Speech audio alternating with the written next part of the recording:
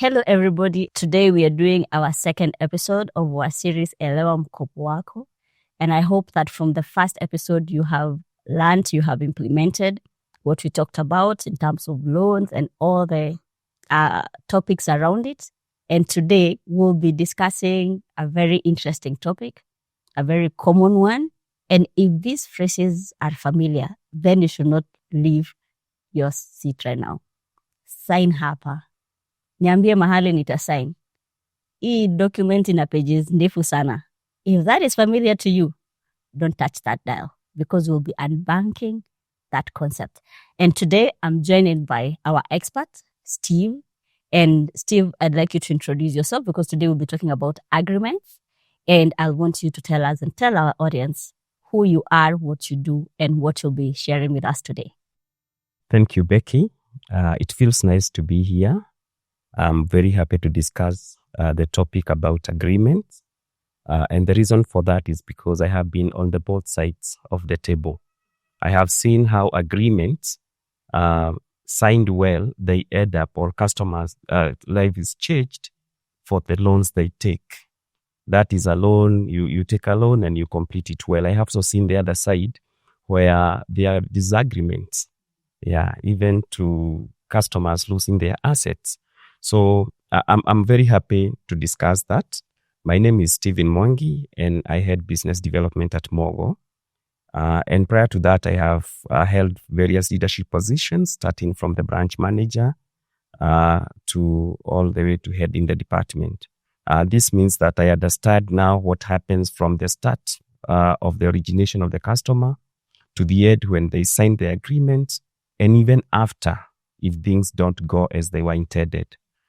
So I'm very happy, at least for us to do this education. So the conversation today is not about us blaming the lenders or us blaming the borrower. It's all about educating, as we just said it, Elewa Mkopo Wako. It's giving information out there for people to understand and not to make mistakes. Thank you so much for that. And even the background.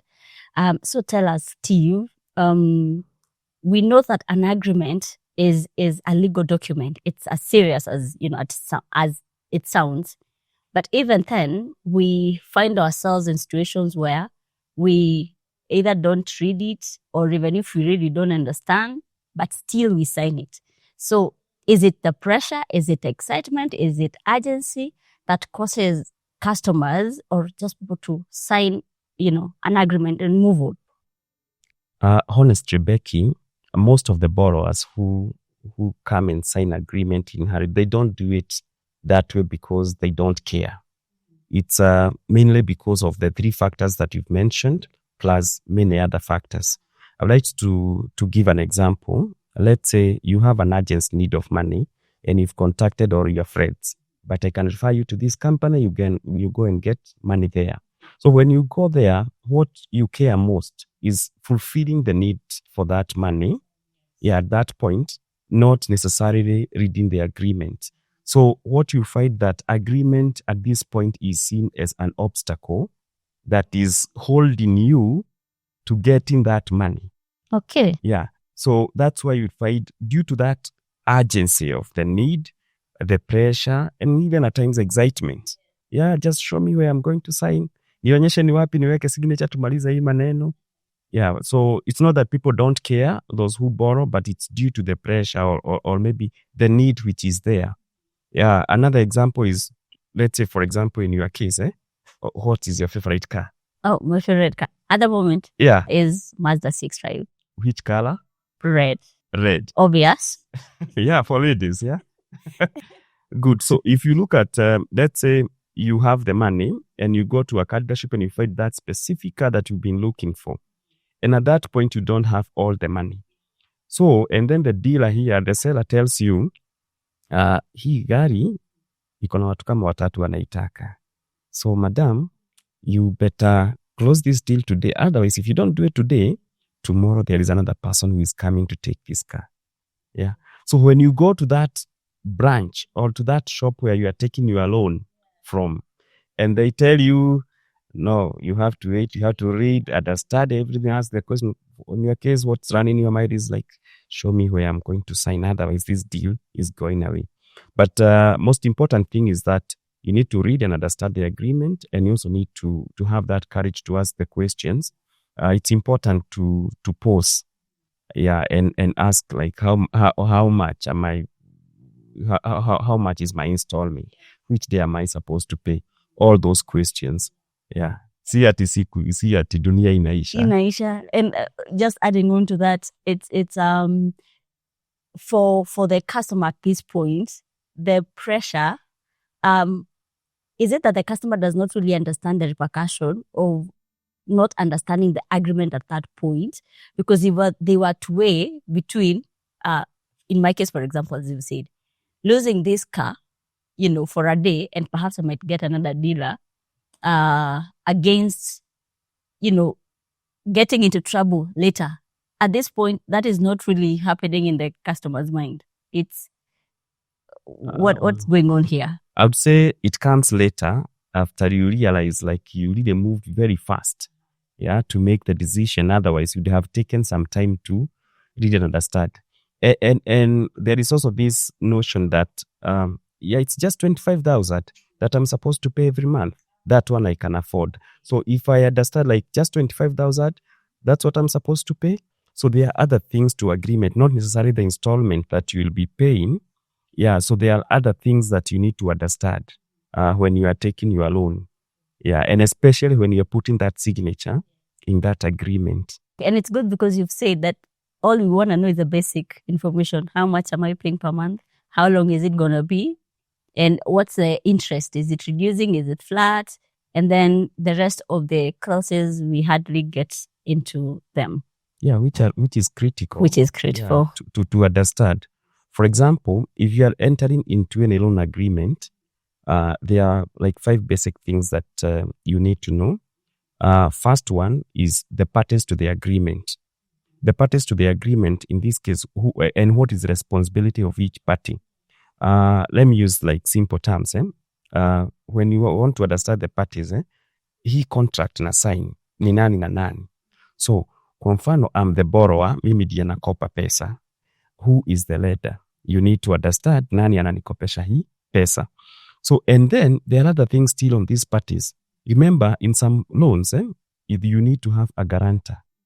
And for guarantor, they have responsibility. For example, I took the money and I took from this company, and you are my guarantor. In case I'm not able to pay, what Your happens obligations, to me? I have an obligation. Yes. And that's why you hear people say, hey, I took a loan. I went there with him, but they are now calling me. Why are they calling me? Because you put your signature there and your details into that agreement. So you are a party. So, and we say, if you don't reach Becky, we will come and ask you where Becky is. And if you don't pay, and actually in circles, this part of the guarantee, it's very clear, because if he does not pay, I'm the one who is going to pay. So this one is very clear. So when you're entering into an agreement, understand who the parties. In some instances, you also find people say, I didn't know that I was borrowing from this company. Oh. Yeah. Interesting. Yes, like the company is this, but they signed for this. Oh, wow. Oh. So it happens like that. So it's very important, first of all, to understand who you are getting money to and from. The other thing that you also need to understand in the agreement, and it's actually clearly indicated there, how much am I borrowing? How much am I borrowing? Yes. Let's assume, not as assumption, let's say you are borrowing 500,000. Out of the 500,000 that you are borrowing, how much will be take home? Yeah, because in some instances you find, okay, for the principal balance or the amount that you borrow is 500, but that's not the amount that will be required to pay back, because the loan has its costs. Yeah, the cost of the loan. So once you understand the amount you are borrowing, you also need to ask how much will be disbursed into my account. Yeah, because in some companies they'll decide to deduct or maybe deduct upfront the charges, while other companies, what they do, they'll pay you all the amounts. That is, they'll disburse that $500 of it, and then they, on top, they add those costs. So the next thing you need to understand that thing is the cost of the loan. Yes. And the cost of the loan here comes with the fees that will be charged.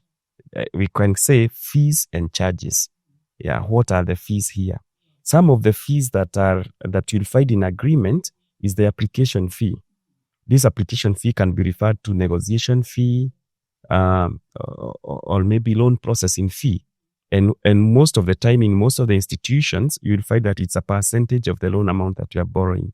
It can be either 2%, 1%, 5%, or even more. So you need to understand and how this will be treated. The other thing is other fees. For example, in that processing fee that will be charged, there will be an excess duty that will also be charged that will have to be paid to the government. So once you understand all this and how it's treated, now you are good. So tuna flow vizuri, si ndio? Tuna flow vizuri. Hata hatujuangi kama tunalipa ushuru kwa loans. Yeah, lazima And ulipe. do we ask? Yeah. Yeah, the next thing that you also need to get is the security. Yeah, what security will be used to secure this loan? Yeah. Wow. That is, yes, that is quite expansive, for sure. And what I'm picking here is that you have to go beyond, I'll be paying this amount of money at the end of the month or every week. It's how much is it going to cost me when all this is said and done? Because I don't think we ask that. Yeah, it's very important to ask all those questions and get it clear. True. Yeah, and again, the way for you to be able to ask these questions, actually the good questions, you need to read the agreement. So when you read the agreement, you will be able to find all this information there. Yeah, for example, I was telling you about the security. In most common securities that are used, we have the car logbook loans. In this case, you use your car as your loan. As an asset. Yeah, as the asset. The other thing would be you can take a title deed loan. In that case, you have the title as the security. And you can also take a check of loan where you commit your salary. Yeah, part of your salary is to be deducted by your employer. Yes. So at this point, when understanding the security, when you get to know, for example, car logbook loan, if I'm using my car as the security for this loan, it's not just the car. You know, you are told you have your car, you continue using it. So others would say, they just asked for my logbook, so I didn't know that I was supposed to do joint registration. So what happens is, because you need to put the interest of the lender in that car, so you have to do joint registration of that asset. Yeah, it comes at a cost. So those are some of the costs that are associated with this. With the taking loan, probably not much, but I have seen incidences where customer come back later and say, hey, I just thought niliwapatia logbook muweke pale, kube you even went ahead and added your name into it. Yeah, this happens. So the security for the title, you have to go through a process of charging the title deed. And for security, for pay slips, when you are using your salary as a security to your loan, the employer also needs to book that amount, the monthly installment in the payroll, such that every month they are running the payroll, deducted automatically. Okay. Yeah. So that was the point number 4 on the security. About the securities. Yes. And then the 5th one, which is, I would say, is also very, very important. It's in case of default, what happens? Yeah. Okay. Yes. Again, still on this, on page 1, you'll also find, you need to understand the cost of loan, how much is the interest, processing fees, how much is it calculated, or what is the monthly installment for my loan, and which day am I supposed to be making my payment. All those is very important, to understand. And again, in case of default, you need to know what happens. If let's say I'm supposed to pay on 20th day of every month, and that day I don't have money, what happens? Yeah, in some instances they'll come and repossess my car, but that's not what happens. You'll be reminded by the lender. But before even you are reminded, because it's an obligation, and you know as a borrower you are supposed to pay. If you know that you don't have money, communication is very, very important. You need to communicate and you need to honestly communicate. Honestly, that's Honest a key word. communication. Yeah. Yes. Because in some instances, we find that a loan that was in the first place not affordable, and because now the customer cannot be able to afford monthly installment, they'll call and say, I'm not able to make the repayment, let's reschedule. So what you do is keep on postponing the paying. Yeah. Okay. Yes. Okay. But now in this case, when you communicate early, Mhm. you are able to be given options. But that one does not waive what is in the agreement. Because in the agreement, there is also what we call the penalties. There are also those penalties. And at what point do the penalties start accruing? Yes. So you need to get this clear. And what percentage will it accrue? How will it affect my installment? So if I don't pay on 20th and I come back later after 2 weeks, how much am I supposed to pay? Will I be required to pay the 25,000 that was my monthly installment, or will there be some other additional costs? Extra costs. That one is very important to know. You find that most of the time, all the lenders within the financial service industry, they charge penalties. And the penalties, they are there to encourage discipline on the repayment. It's not a punishment. It is not an upfront punishment. It's not an upfront punishment. Yes. But they are meant to encourage the discipline. Remember, when you pay your loan on time, a lot of good things happens in your CRB report. Because we'll have very good ratings. You can access cheaper loans. But if you delay, this affects your report as well, negatively. Yes. Okay, thank you so much, Steve. I would like you to engage us, and in the comment section, tell us which situation led you to signing a loan agreement in a rush. Were you excited? Was it an urgent situation? Or was it an opportunity that you didn't want to lose? And as you're doing so, Steve, tell us, what will a customer do? Should a customer do if they found themselves in a rush to sign the agreement? If a customer is rushed to sign an agreement, the first thing they should do, they should just pause, and ask at least 3 questions. The first one, tell me, if I put my signature here, how much money will I pay in total, all of it? Holding all other factors constant. Yes, how much will I pay? Number 2, ask, if I don't pay on this specific date, what happens? Take me through step by step. And what are the consequences? Is there any risk? Now, number 3, I need also to ask, what's the risk is there to my asset or to me if I don't pay the loan? So within those 3 questions, there will be a lot of information that will be shared and conversation. And during that point, the borrower will be able to make decision because they'll be told the process, how much is the total cost of the loan, how much are the repercussions in case of default, the penalties and everything. So at that point, they should be able, they should have all the information. The next thing is, if again, they are still feel rushed to sign without explaining, I would say don't sign, leave it. It's not a matter of life or death.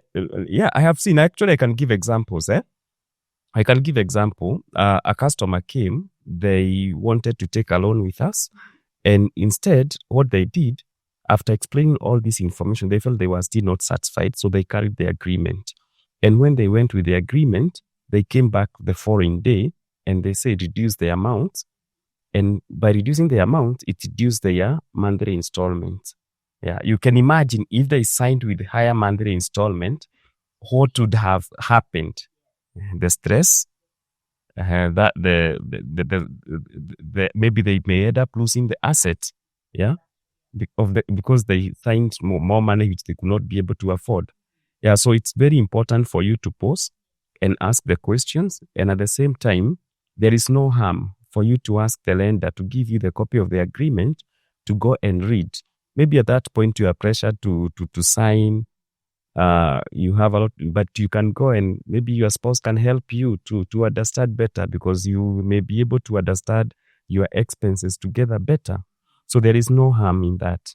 So, but if the lender insists or they don't want to give you this information, they don't want to give you the copy of that agreement, It's already you a can red leave flag. the loan. Yeah, it's a red flag. Yes. Yeah, you should not sign. Okay. Thank you so much. We are moving on swiftly, and we'll be talking about responsible borrowing. But before then, I'd like Steve to give us a situation, or rather, what is currently happening. What are the pain points of the customers where lending and borrowing, space is concerned? What are those prevalent complaints that you receive within this space? Yeah, thank you, Becky. To start with, I would want to give a scenario or an example of most of the calls that I receive. Stephen, what is this? I'm supposed to pay more money. I didn't read this in agreement, but it's already there.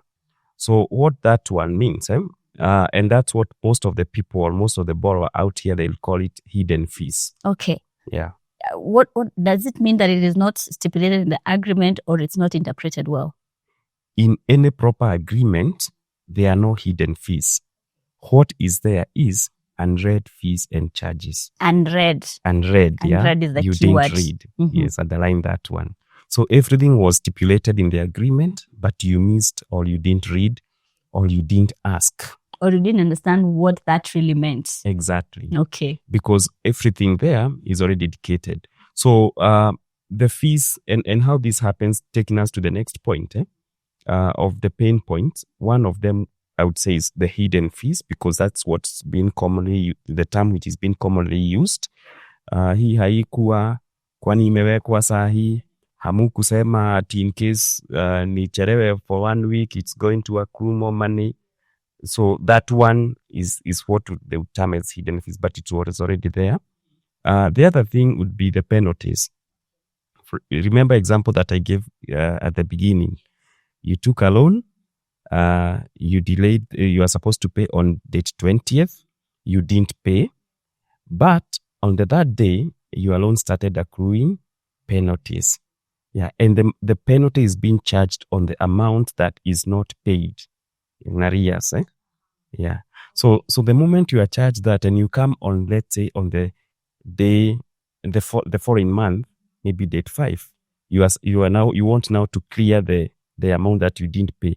You won't pay the 25,000 that you are supposed to pay on date 20. There will be an additional. There will be additional. So these are the penalties that we talked about. Yeah. So mostly these are paying to the customer.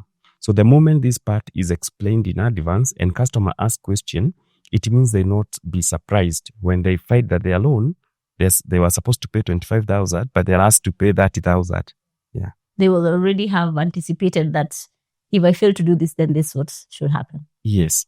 Yeah. Then the other thing that I can tell as a main pain point is losing assets and still owing the bank. Tell us about that. Yeah. You know, repossession, or when the recovery happens, ama wakati umechotwa. Utasema hivyo. Yeah. Sio kumaanisha ati your loan is now cleared. Hey. Yes. Okay. Because expound. There are things that happens.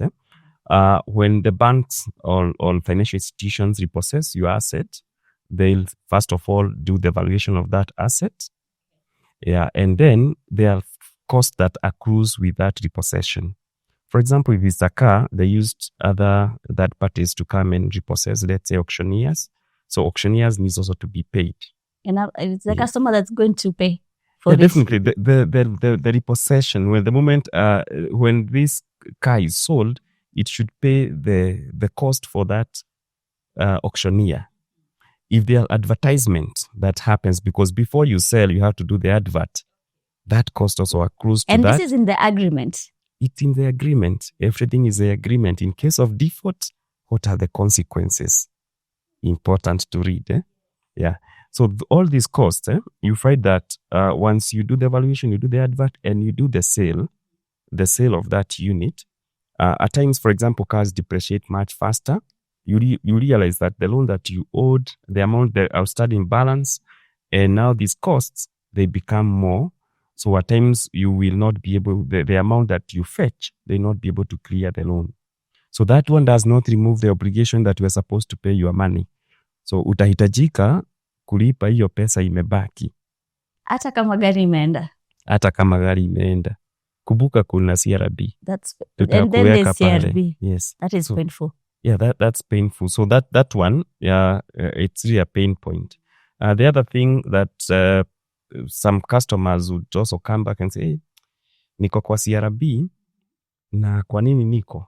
Oh, niko.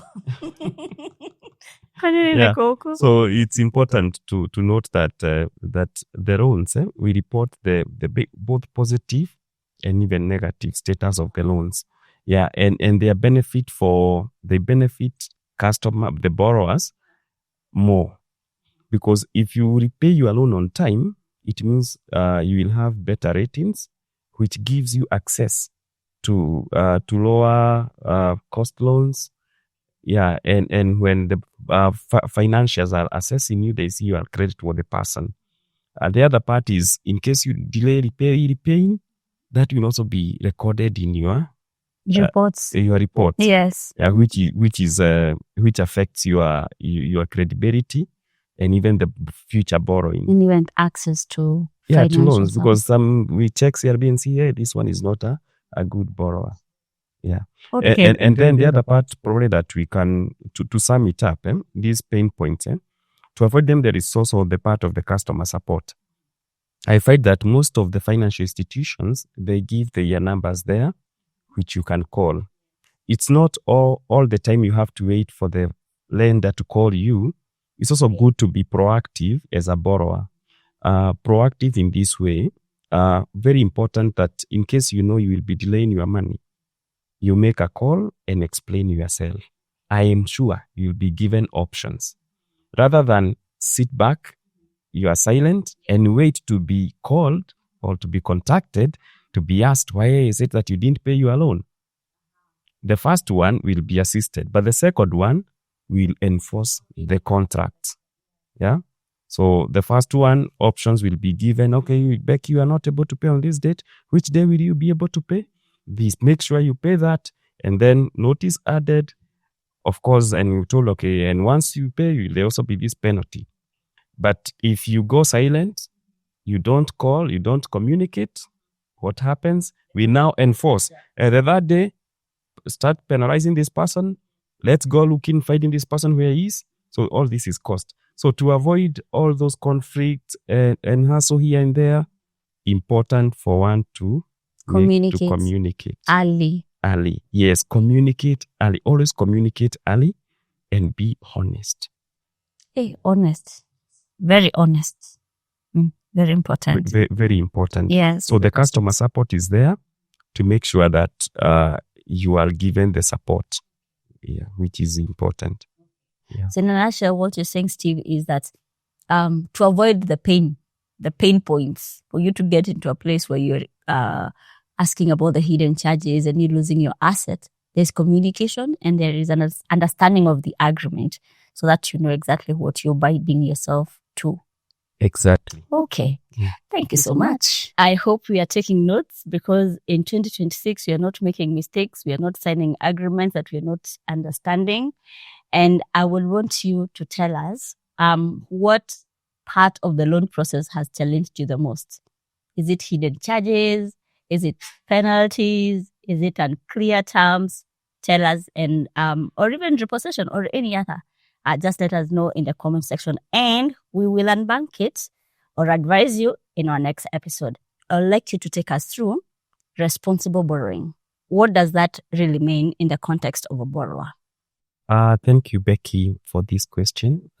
When we talk about responsible borrowing, it means you are borrowing loan with an installment that you'll be able to make payments. So you are not borrowing, you are not overburdened, and you'll be able to meet the payment on time. So what happens when it comes on responsible borrowing? You need to be to know for sure what are your monthly expenses. What are monthly expenses? will I be able to meet, even with my basic monthly expenses, will I be able to pay my installment on time? Yeah.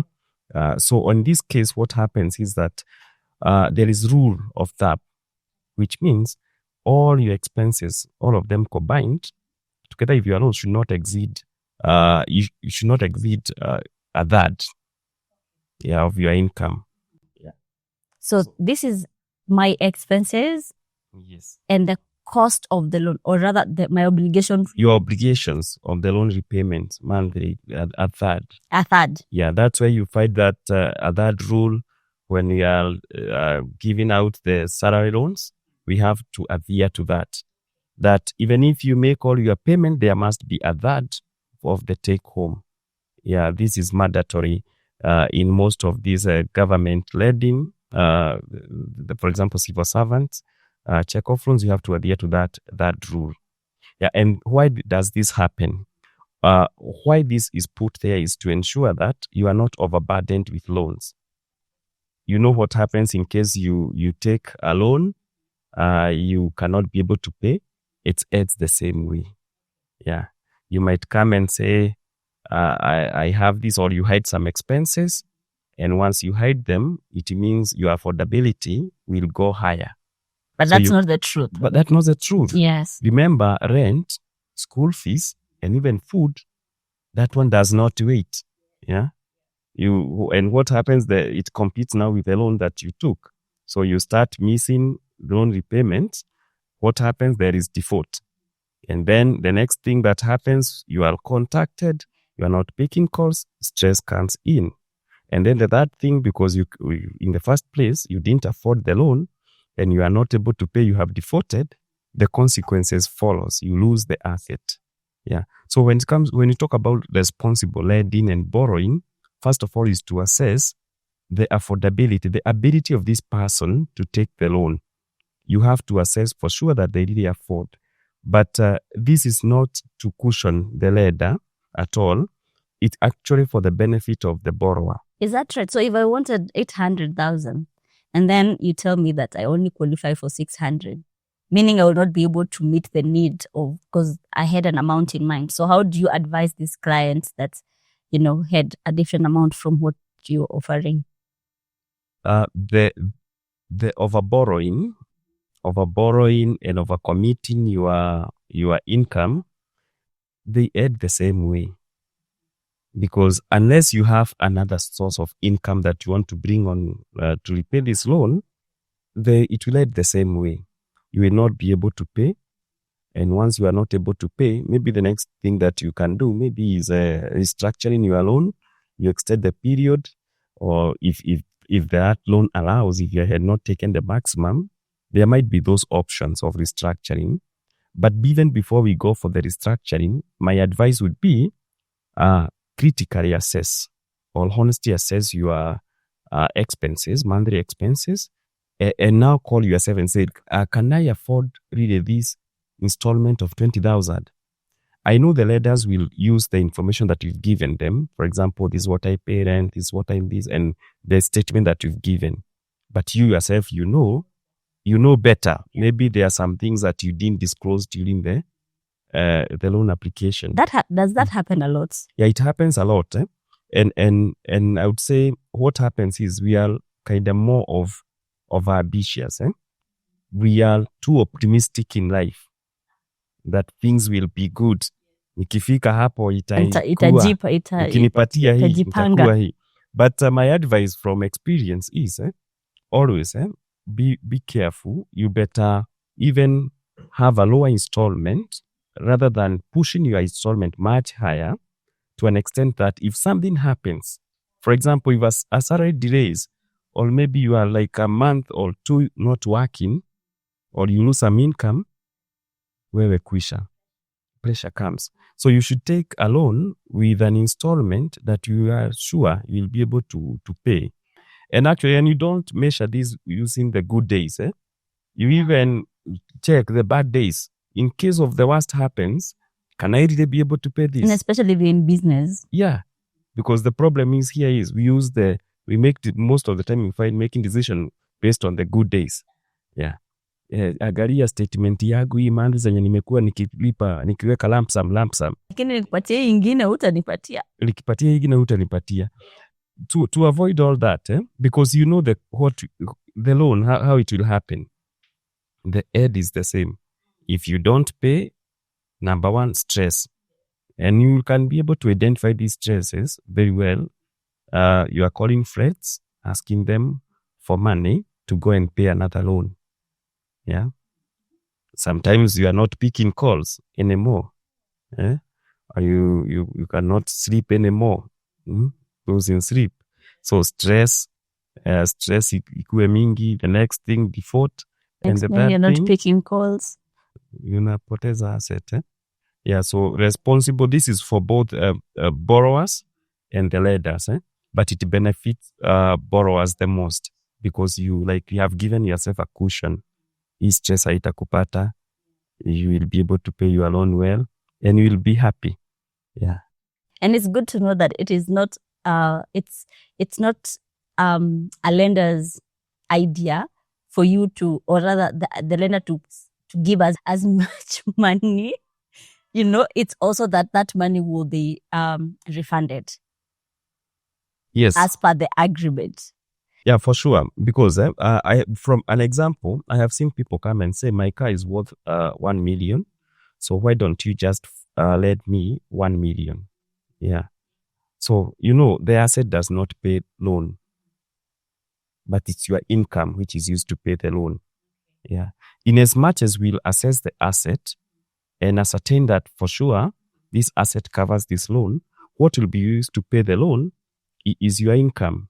So that's why it's very good to be very honest with your income as a borrower. You understand that my income will be coming from these are my income source and this is a limit that I can take. So if it's stretched or if overstretched, you need now to see to adjust your repayments. Yeah, but the thing here is not about the asset. Because remember, the lender is not in the business of selling the assets or repossessing. Yeah. So in this case, what you find is repossession comes with a lot of costs. And there is no any lender would want to be in that business. Yeah. So it's a costly activity.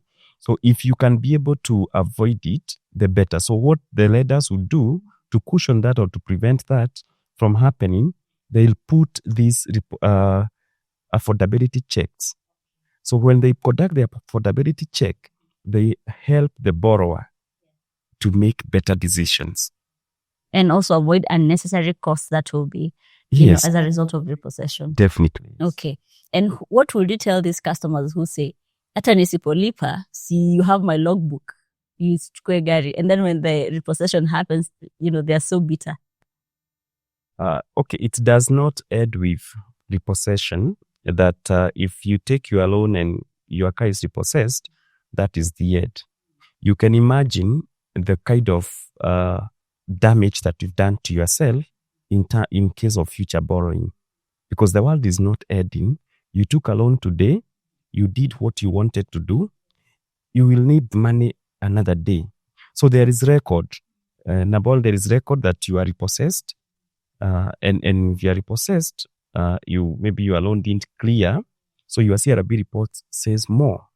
Yeah, there is also another thing like humiliation, because you had this asset, it's possessed. Unfortunately, let's say it's repossessed, and you don't have now it you don't anymore. have it, and you don't have. Yeah, and that's not the goal of the lender. True, remember, true. There is no lender who is out there looking to go out and give money, repossess, or maybe your money is not repaid back.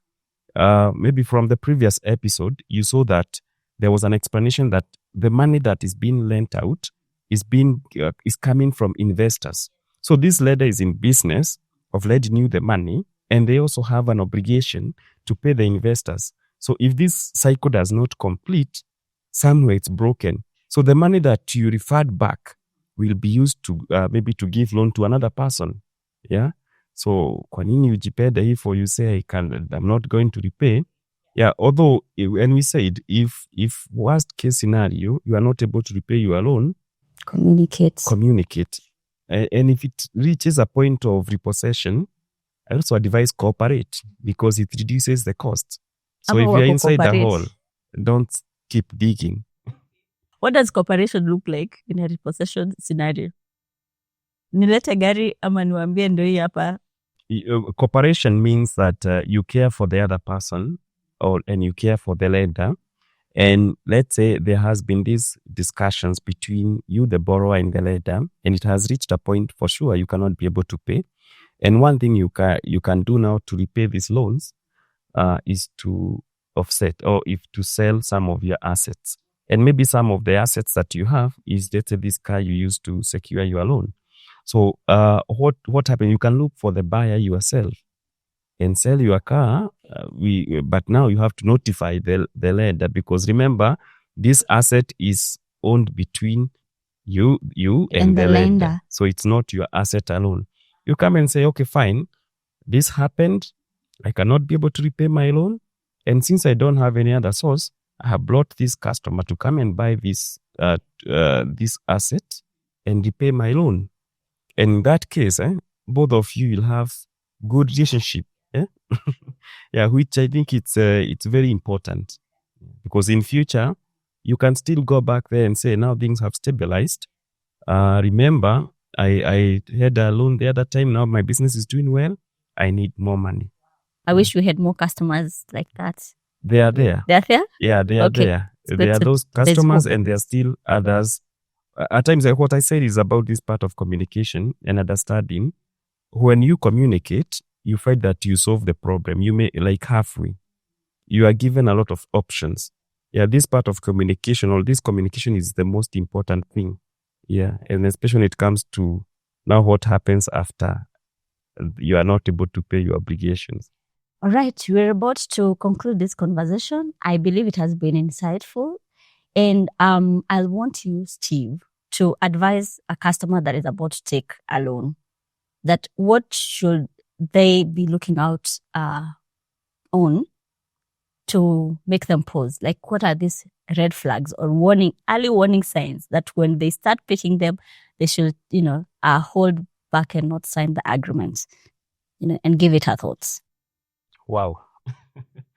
So some of the red flags that I can advise, one of them is when you go to sign an agreement, you are given some verbal promises. You ask a question and you are told, iyo wachana nayo, ikifanyika, you can just call me. Yeah. You see, everything should be in that agreement. Avoid those verbal promises. There are other red flags that I have seen, and they are very key for one to be keen on. One of them, if somebody comes and asks you for a bribe, nipe kitu kidogo, nisukume hii loan, isonge haraka. But it's the obligation of the institution to serve you promptly. Definitely, yes.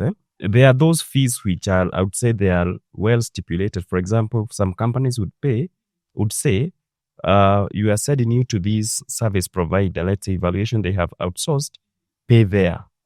Maybe there's insurance for your car, you need to pay there. Those are okay. But if somebody asks you for money, kufastisha process, that one should give you some That is corruption, outright corruption. Yeah, and we don't know now what can happen. If something happens and you had paid a bribe, then what do you expect in terms of culture in that organization? In fact, would you go and say that I gave these guys some money to fasten the loan at that point? In some institutions, they have made it very clear that we don't accept cash. You don't pay. This service is free. In some institutions, maybe they have not indicated, but the moment you find somebody trying to trick you, maybe let's say is an agent, is a salesperson, unipatie hii, nikusukumie hapa na pale, that one is a red flag. Because most of the lenders, they discourage that. Yeah, because it has its own negative consequences. You find in some cases, if that happens, high chances will be given even wrong information. For example, you want to know the payments, how will I be making my monthly repayments? Somebody can lie to you. If they are accepting the bribe, high chances even the information they tell you, It's faulty. it's faulty, yeah? Yeah, so that one is important for you to check. The other thing is, when you talked about rushed signing of agreements, there is also the part where some maybe salespeople or maybe officials, they don't disclose information. For example, you ask for some specific information or maybe important information you need to know about your agreement, and they deliberately hide. Or they withhold the information. If they withhold, so if they are hiding information, why do I want to enter into an agreement where I know somebody is not willing? This is the initial stage. They are not willing to give me that information right now. What happens later? So this one, I would say those are red flags that one needs to be keen on. And then even when you're signing agreements, if you find maybe the agreement itself does not have most of the information that you are told. Of course, I talked about the verbal promises. If you are asked of something you're told it's verbally, that one, it's a big red flag. Agreement should be able to explain, to have everything that needs to be in that agreement. Yes. So the moment you find that those things missing, make sure that you don't sign. Thank you so much, Steve. So you have had, don't sign if you don't have all the information, or if you smell a rat, pause or run away for that matter. Steve, thank you so much for your time. Thank you for the nuggets that you've given us. And I want you to talk to a customer and the kind of mindset they should carry when they're walking into a financial institution, especially to take a loan. Thank you. Again, Becky, in terms of mindset that customer needs to carry, first of all, let's talk about the agreement, because this is what we've been discussing here. So when you are signing the agreement, your signature is not just a formality, it's a commitment. So that one needs to have it back in your mind, whether you are a borrower or even if you are the guarantor of the loan. So that one is very important. The other thing that mindset that you need to have, asking questions is okay. So feel comfortable to ask the questions. Don't feel like you're asking for permission for you to ask the questions. Yeah, you should have that mindset that when I'm going to take this loan, I'll ask all the questions that I have in my mind. And I carry authority because in any case, I'm the customer. Definitely. Yeah, the other thing is it's your loan. Yeah, it's your loan and it's you who will pay. So you need to know that from the word go, that the loan that I'm going to take is not for another person who will come and it's pay. Not even for the institution. Yes. Yes. So you need to get to know all the information because it's your loan. So that's why you need to read the agreement fully and understand, ask the questions. By the time you are putting your signature, you are comfortable with it. It's also good to read the fine prints, to understand, for example, how much will my loan cost, how much am I required to pay in total, how much will I be required to pay on a monthly basis in terms of installments, and which day will I be required to pay. Understanding the details of the agreement, it says live. And I would say live because you find that if you're not able to pay, first of all, you get stressed. Yeah. The moment you get stressed, and the moment you are stressed, you also stress other people who are not part of that agreement. This agreement. Your family. Your family, your friends. And we also don't want to see you stressed. Yeah. You know, when you come and find you all the time stressed, you start like, now, what do we do? And you could even attract diseases. I mean, stress is, a cause for so many diseases. True. Yeah. Then the next thing is you default the loan, and then you also lose the asset. Yeah. So my advice is, when you go to the institution, research first. Also get to know what you are entering into is not just a formality of putting signatures. These are legally binding agreement or a contract. So the moment you understand that, you are good to go. And you can, do your obligations well. Yes, and you have the right to ask all the questions. So you should not feel as if asking questions is you're not supposed to ask. Yeah, those employees in those branches, they are put there and they are well trained. They have been given information and they are supposed to give that information to you freely the moment you ask for it. So it's important for you to ask questions. Mm-hmm. So the customer should not feel wishy for themselves. Like, I'm the one that need money. I need to look like I'm begging. You are the customer. In any case, it's like you're buying money, right? Yes, because definitely. You will refund this money with interest. So you are the boss. They should ask the questions. Yeah, they should ask. You are the boss.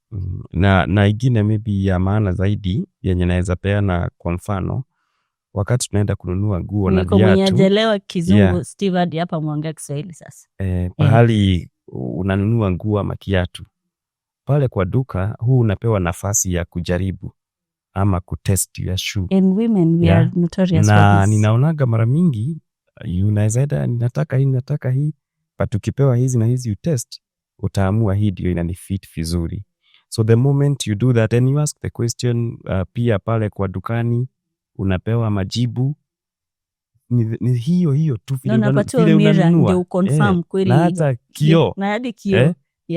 So vile tu unanunua nguo na viatu ama viazi, ni same way. Principles ni hizo kama unaenda kununua pesa. Unafaa kuwa na hiyo mindset that you will buy the best. Ladies and gentlemen, thank you so much for your audience today. I hope you have learned as much as I have. And I'd like to thank Steve for his time, for your knowledge. We do not take that for granted. I believe we should. That's like a crash course on financial literacy. And we are so grateful for your time. We've said that you are the boss. As a customer, when you walk into a branch or any financial institution, you are the one that is to be served. Ask the questions, read the fine print, understand the agreement, take it home if you must, expound it with your family lawyer or your spouse. But whatever it is that you do, make sure you sign it from a point of understanding. Because when things hit the fan, it will be on you. Until next time, have a lovely 2026.